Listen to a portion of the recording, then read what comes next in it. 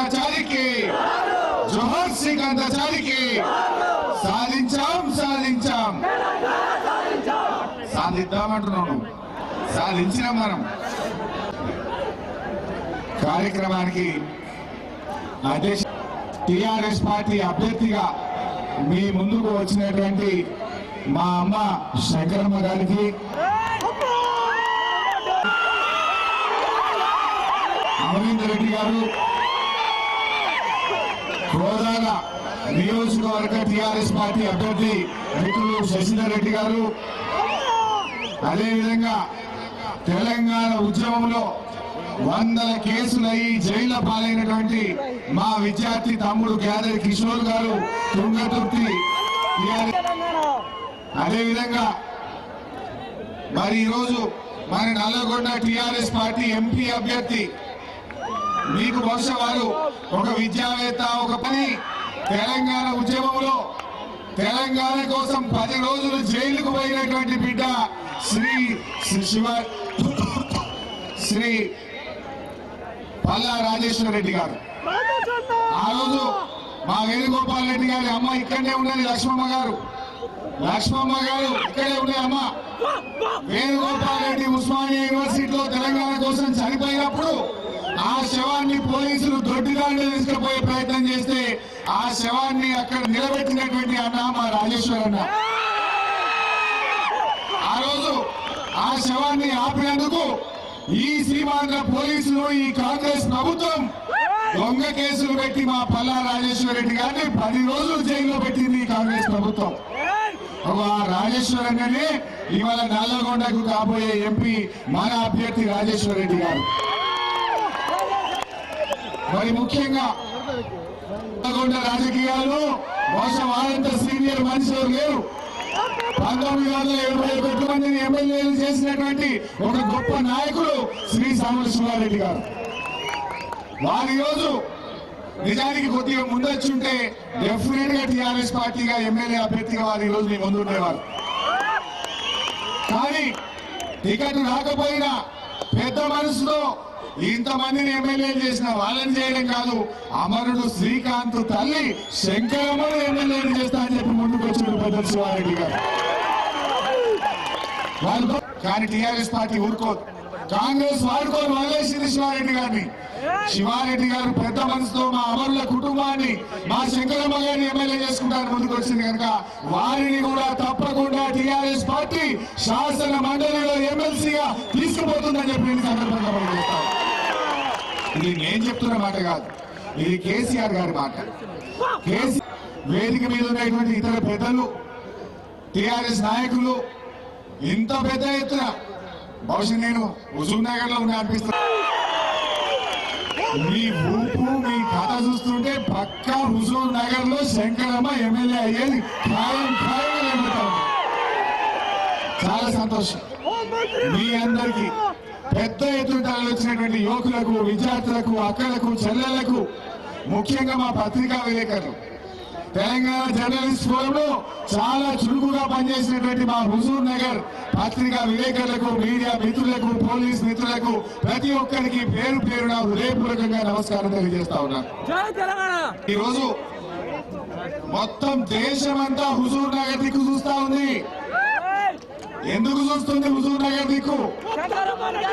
త్యాగం గెలుస్తుందా, ద్రోహం గెలుస్తుందా? ఏం గెలవాలి? మరి ఎవరిది త్యాగం, ఎవరిది ద్రోహం? త్యాగం మన శ్రీకాంతాచారిది, ద్రోహం ఎవరు?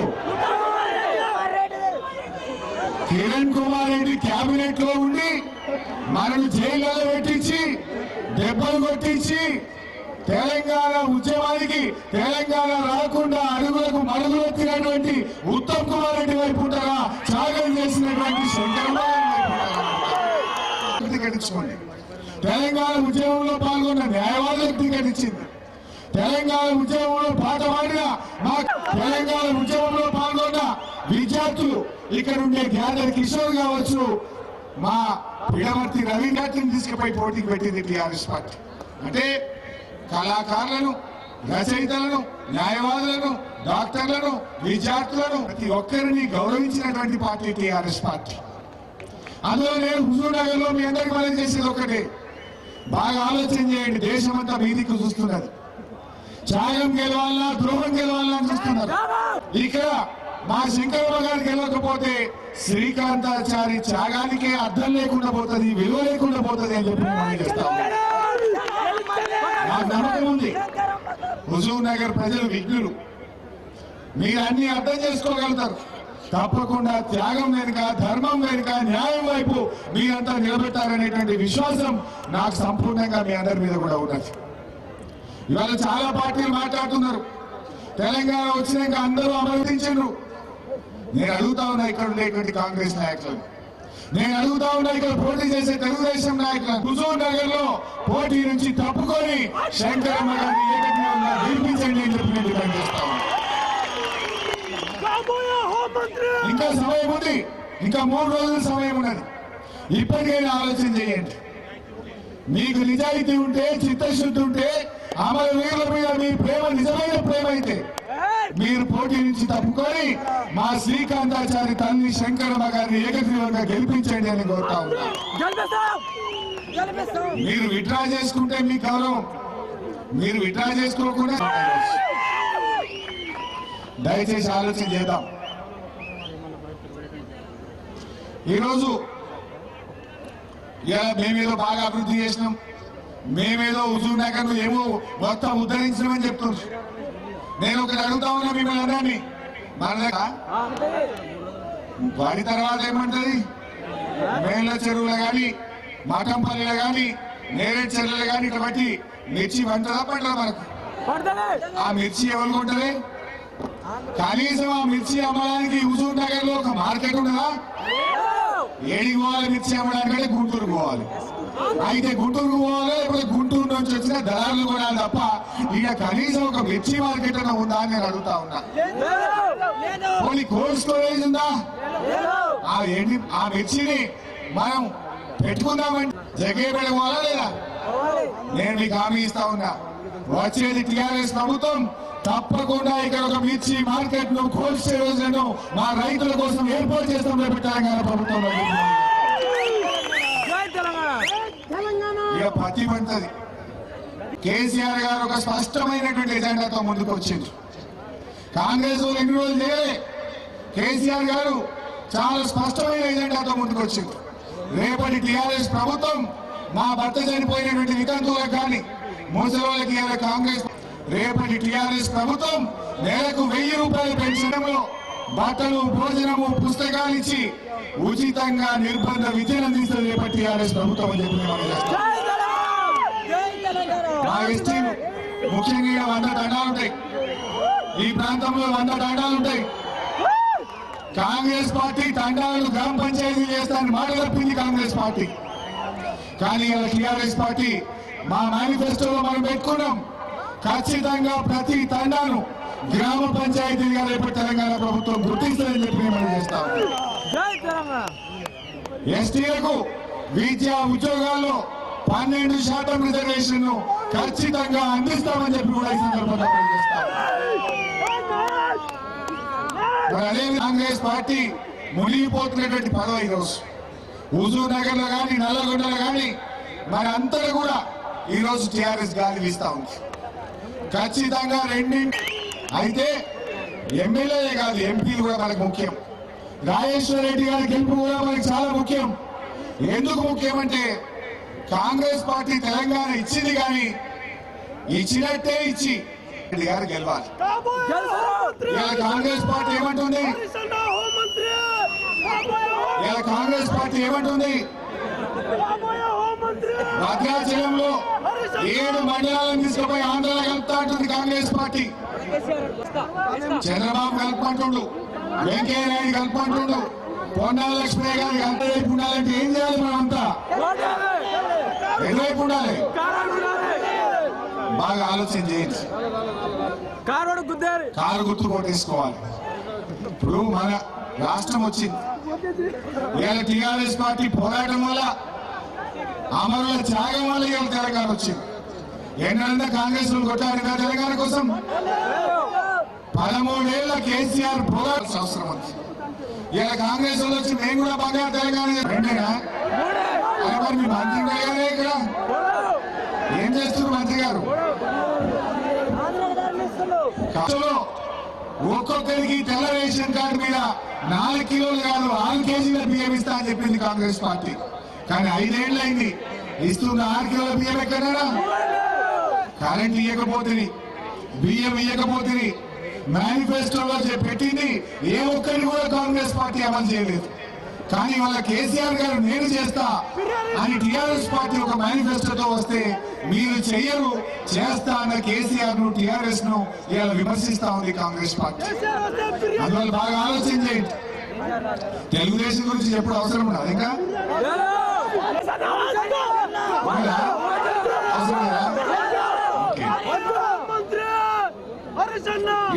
వైఎస్ఆర్సీపీ ఉన్నాడు ఇంకా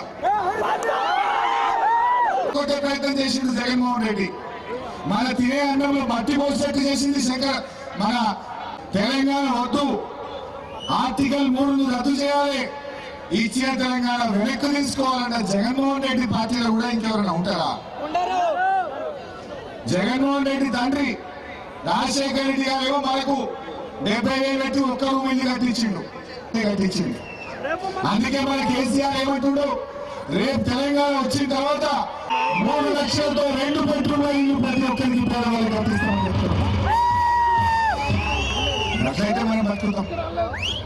ఇవాళ ఎడమకాలకు 1,00,000 ఎకరాలకు నీళ్ళు వస్తే ఏం చెప్తుండ్రు? వచ్చినాయి మనకు 1,00,000 ఎకరాలకు నీళ్లు. కుడికాల్లోకి అయితే నీళ్లు పోతున్నాయి, ఎడమకాల్లోకి అయితే మనకు ఓ సంవత్సరం రానే రాదు, ఎప్పుడు వస్తే 60-70 వేలు దాటది. ఈ మంత్రులు ఎప్పుడైనా పట్టించుకున్నారా? అందుకే మన కేసీఆర్ గారు చెప్పిండ్రు, తెలంగాణ రాష్ట్రంలో ప్రతి ఎకరానికి, ప్రతి నియోజకవర్గానికి 1,00,000 ఎకరాలకు కాలువల కింద నీళ్లు ఇచ్చే బాధ్యత టీఆర్ఎస్ పార్టీ అని చెప్పిన సందర్భంగా మనం ఎప్పుడైనా నడుస్తుంటే కాలుకు చిన్న దెబ్బ తాకితేనే అమ్మ అంటామా? అమ్మ అంటాం, పసుపు పెడతాం, ఆగం అవుతాం మనం రక్తం కాదు. కానీ శ్రీకాంత్ మంటల్లో కాలిపోతూ ఒక్కొక్క చుక్క కాలిపోయి, చర్మం కాలిపోయి ఒక్కొక్క చుక్క కింద పడతా ఉంటే జై తెలంగాణ, జై తెలంగాణ తప్ప ఇంకో మాట అనేది. ఆ శ్రీకాంత్ కాలిపోయిందని తెలిసి మొత్తం ముఖం తప్ప అన్ని పట్టీలే ఉన్నాయి, చర్మం అంతా కాలిపోయి కళ్ళు తెరిచిండు. శ్రీకాంత్ బతుకుతావు తమ్మి, ధైర్యంగా ఉండు. మనం ఏమంటాం వేడిపోయినా ధైర్యం చెప్తాం. తమ్మి నువ్వు బతుకుతావు, ఏం కాదు తమ్మి, నువ్వు ధైర్యంగా ఉండు తమ్మి అని మేము శ్రీకాంత్ కు ధైర్యం చెప్పే ప్రయత్నం చేసినాం. శ్రీకాంత్ నవీన్ అన్నా, నేను కూడా డాక్టర్ చదువుతున్నా, నాకు తెలుసా కా, నాకు గుర్తగా చెప్పకే నువ్వు. నేను మనిషిని 70% కాలిపోయినా, 40% కాలితేనే మనిషి బతకడు, నేను బతకనన్నా అన్నాడు. అని ఒక్క మాట అన్నా అన్నాడు. ఏమన్నాడు? అన్నా మీరు తెలంగాణ తేవాలి, తెలంగాణ తెచ్చినాక మీరు కొట్లాడాలి, నాకు మాట అన్నా అన్నాడు శ్రీకాంత్.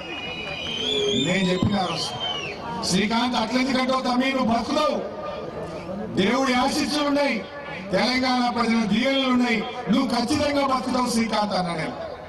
అంటే అప్పుడు ఒక మాట అన్నాడు శ్రీకాంత్. మాట్లాడుతూ ఒక మాట అన్నాడు, నిజంగా నా కళ్ళలో నీళ్ళు వస్తాయి.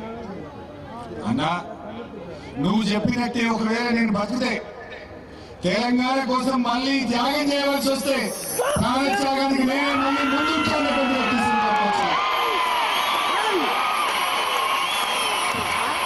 అటువంటి శ్రీకాంతాచారి తల్లి వల్ల లేదు, మనందరినీ జైల్లో పెట్టి దెబ్బలు కొట్టించిన ఈ కాంగ్రెస్ పార్టీ ద్రోహుల వల్ల ఆలోచన చేయండి అని చెప్పి అడుగుతా ఉన్నాను. బాగా ఆలోచన చేయండి. ఇక్కడ చచ్చిపోతుంటే ఆ ఢిల్లీలో ఉన్న సోనియమ్మ కదులుతలేదని పాపం ఏమనుకున్నాడు, రంగారెడ్డి జిల్లా పెద్ద మెంగారం చెందినటువంటి యాదిరెడ్డి. ఆ యాదిరెడ్డి ఆ రోజు చాలా బాధ. ఎవరు యాదిరెడ్డి అని తెలుసుకుంటే తండ్రి లేని అనాథ రాజేంద్ర అన్న, కేటీఆర్ గారు శవాన్ని తేవడానికి మేము ఢిల్లీ పోయినాం. ఆ తల్లి పాపం అన్ని ఇళ్లలో పనిచేసి బోర్లు తోముకుంటూ కొడుకును కష్టపడి చదివించుకున్నది. ఆ తల్లి పాపం చివరి చూపన్నా చూస్తుందేమో అని చెప్పి యాదిరెడ్డి శవాన్ని తేవడానికి మేము ఢిల్లీ పోయినాం. నేను ఢిల్లీ పోయి ఆ ఢిల్లీలో ఆసుపత్రిలో యాదిరెడ్డి ఉంటే అక్కడికి పోయినాం, శవం చూడడానికి పోయినాం. చేతికి ఒక ఉత్తరం ఇచ్చింది, 51 రూపాయి ఒక ఉత్తరము నా చేతికి ఇచ్చింది. ఆ ఉత్తరం తీసి చదివాను నేను. నిజంగా కళ్ళలో నీళ్లు తిరిగినాయి. కొద్దిసేపు మనిషిని కాలే. యాదిరెడ్డి ఆ ఉత్తరంలో ఏం రాస్తాడంటే, ఇంతమంది బిడ్డలు ఇక్కడ చచ్చిపోయినా ఈ సోనియా గాంధీకి, ఈ ప్రధానమంత్రికి తెలంగాణ గోస ముట్టలేదని నేను ఢిల్లీకి పోయి సోనియా గాంధీ ఇంటి ఉన్నట ఆ తెలంగాణ ఇచ్చే పార్లమెంట్ ముందు చెట్టు వేసుకొని చావడానికి నేను ఢిల్లీకి వస్తున్నా అని చెప్పి పాపం యాదిరెడ్డి ఢిల్లీలో పోయి వేసుకొని చచ్చిపోతాడు. అదే రాసిండు ఆ ఉత్తరంలో. ఆ ఉత్తరం నేను రైల్లో కూర్చొని రాస్తున్నా, ఢిల్లీకి బయలుదేరినా రాస్తూ అందులో ఒక మాట రాస్తాడు, నేను ఢిల్లీకి పోయేటప్పుడు ఒక్కసారి అమ్మను చూసిపోదాం అనుకున్నాను రాసింది. అమ్మను చూసి అమ్మ వండిన వంటను కడుపు నిండా అమ్మ చేత ఒక ముద్దనిగా పోవాలనిపించింది నాకు అని రాసింది. కానీ అమ్మను చూస్తే నేను ఢిల్లీకి పోయి తెలంగాణ కోసం చావాలనేటువంటి నా ధైర్యం ఎక్కడ కోల్పోతున్నా అని చెప్పి అమ్మను చూడకుండానే ఢిల్లీకి బయలుదేరుతున్నా అని ఉత్తరంలో రాస్తాడు యాదిరెడ్డి. అదే ఉత్తరంలో ఇంకొక మాట ఉంది కింద, పోయేటప్పుడు నాకు 2 తోడబుట్టుకసారి ఆ పిల్లల్ని, నా చెల్లెలను చూసి మనసారా దీవించాలనుకున్నా, కానీ ఆ చెల్లెలను చూస్తే చావడానికి ఢిల్లీ బయలుదేరుతున్నా అని ఉత్తరంలో రాస్తాడు. అంటే ఎంత దుఃఖం, ఎంత బాధ. ఆ శవాన్ని యాదిరెడ్డి శవం తేవడానికి పోతేనేమో ఢిల్లీలో కేసులు పెట్టించింది. వేణుగోపాల్ రెడ్డి శవం మీద ప్రమాణం చేసి ఉద్యమంలోకి వస్తాం, ఎమ్మెల్యేలకు రాజీనామాలు చేస్తామని మాట తప్పినోళ్ళు కాంగ్రెస్ నాయకులు. మరి గటువైపు ఉందామా? ఇగో ఈ త్యాగం చేసిన ఈ అమరవీరుల త్యాగం ఫలించే వైపు ఉందామా? ఆలోచన చేయండి. మన శ్రీకాంత్ కావచ్చు, మన వేణుగోపాల్ రెడ్డి కావచ్చు, మన యాదన్న కావచ్చు, ఢిల్లీలో చనిపోయిన యాదిరెడ్డి కావచ్చు, ఎవరి కోసం చనిపోయినరు? వాళ్ళ ఇంటి కోసం అయితే పోలే కదా. ఇగో ఈ 4 కోట్ల మంది ఆత్మగౌరవంతో బతకాలి. ఈ 4 కోట్ల మందికి మంచి జరగాలి. మా పిల్లలకు ఉద్యోగాలు రావాలి, మా కాలువల కింద నీళ్లు రావాలి, మా కడుపు నిండా కరెంటు రావాలని చెప్పి ఇగో ఈ ప్రజల కోసం త్యాగాలు చేసినటువంటి త్యాగతరులు వాళ్ళు. అందువల్ల నేను మీ అందరినీ కోరేది ఒక్కటే, 2 చేతులు జోడించి మీ అందరినీ ప్రార్థిస్తా ఉన్నా, ఆ శంకరమ్మను మనం గెలిపించుకుందాం. అమరవీరుల త్యాగాన్ని చరిత్ర పుటల్లో నిలిచిపోయే విధంగా కాపాడుకుందాం, నిలబెట్టుకుందాం అని విధంగా శ్రీకాంత్ మనం అర్పించే నిజమైన కానీ మన సమరుడైంది. ఇగో వీళ్ళందరినీ కాపాడుకుంటాం. రేపు ఒక్కుంటా మా శంకరమ్మ, మా అమ్మ అసెంబ్లీకి వచ్చిందంటే ఈ అమరవీరులందరికీ ఆ కుటుంబాలను ఆదుకునేదాకా, ఇగో ఇలాంటి నాగరాజు లాంటి బిడ్డలను ఆదుకునేదాకా రేపు అసెంబ్లీలో గొంతెత్తి అందరి పక్షాన పోరాడుతుంది మా శంకరమ్మ గారు. అటువంటి అమ్మను మనం అసెంబ్లీలు తీసలేదు, పైసలేదు, ఒక్కటే ఉన్నది కన్నీటి చుక్క, అంతకు మించి ఇంకోటి లేదు. కన్నీటి చుక్క తప్ప మరి సీజన్లు పైసలు ఉండేవి. దయచేసి కాంగ్రెస్ వాళ్ళు మరి వారి మాటగా నేను మీకు ఈ సందర్భంగా మనవి చేస్తూ, అదేవిధంగా శివారెడ్డి అన్న కూడా రేపు కేసీఆర్ గారిని హైదరాబాద్ లో కలవబోతున్నారు. వారు ఖచ్చితంగా శంకరమ్మ గారిని గెలిపించుకొని అసెంబ్లీకి శంకరమ్మ గారు పోతారు, శాసన మండలికి శివారెడ్డి అన్న గారు పోతారు. ఇద్దరిని కలిపి శాసనసభకు శాసన మండలికి తీసుకొని పోతామని చెప్పి మనవి చేస్తూ, జై కొద్ది మంది అంటున్నారు అన్న, కారు గుర్తుకే, కారు గుర్తుకే, జై తెలంగాణ, జై తెలంగాణ. రాజేశ్వర రెడ్డి గారిని గెలిపిద్దాం, గెలిపిద్దాం. శంకరమ్మ గారికి జై తెలంగాణ, జై తెలంగాణ. శివారెడ్డి గారి నాయకత్వంలో ఈరోజు సైదుల్ లిఫ్ట్ వైస్ చైర్మన్ గారు, కన్నూరు